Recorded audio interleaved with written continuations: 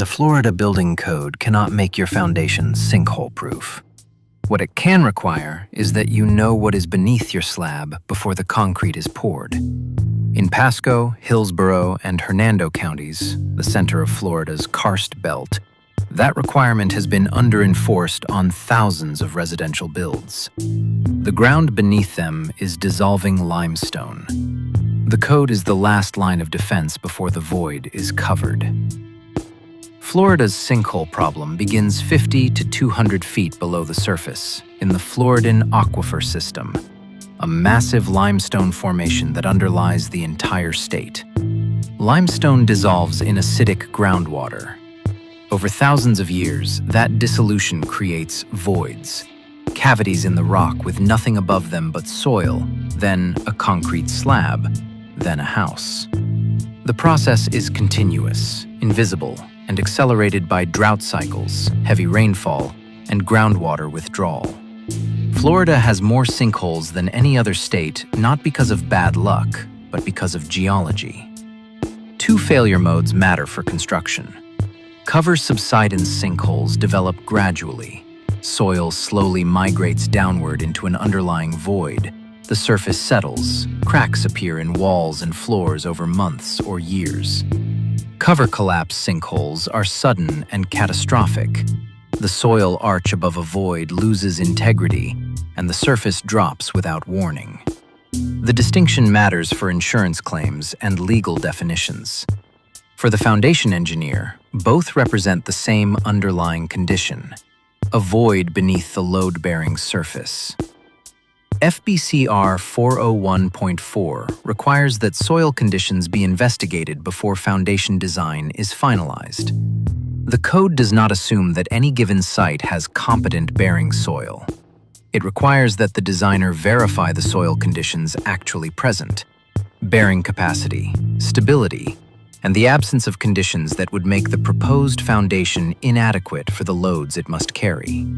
FBC R401.4.1 goes further. Where soil conditions are questionable, including fill, compressible layers, or ground in a known sinkhole-prone area, the code requires a geotechnical investigation before the foundation design is approved. The geotechnical investigation for sinkhole-prone areas uses methods the code and local AHJ specify by site condition. Ground-penetrating radar, GPR, transmits electromagnetic pulses into the ground and images subsurface anomalies, identifying voids and zones of soil migration down to approximately 30 feet. Standard penetration testing, SPT, drives a split-spoon sampler into the ground at measured intervals, generating blow counts that characterize soil density and flags sudden losses of resistance that indicate subsurface voids. Electrical resistivity measures how the ground conducts current. A void reads as a sharp resistivity anomaly. Each method has limitations. A competent investigation uses more than one. Florida Statute Section 627.706 requires that residential property insurers offer sinkhole coverage to every policyholder in Florida. What the statute distinguishes, and what most homeowners miss, is the difference between sinkhole activity and catastrophic ground cover collapse. Catastrophic collapse is visible, sudden, and covered by standard homeowners insurance. Sinkhole activity, the gradual subsidence that produces wall cracks, door misalignment, and floor settlement, requires a separate sinkhole rider. Without that rider, the most common sinkhole damage presentation is not covered. The damage accumulates. The policy does not respond. The counties at highest risk form a band across central Florida called the karst belt: Hernando, Pasco, Hillsborough, Pinellas, Marion, Alachua, and Levy.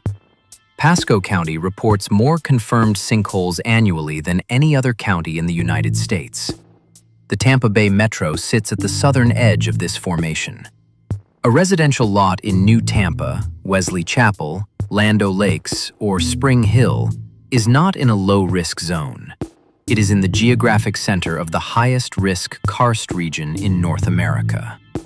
When sinkhole activity is discovered during active construction, a sudden void encountered during excavation, anomalous SPT blow counts, GPR returns indicating subsurface migration, FBC Section 1803 requires a stop work condition until a licensed geotechnical engineer evaluates the site and provides a remediation plan.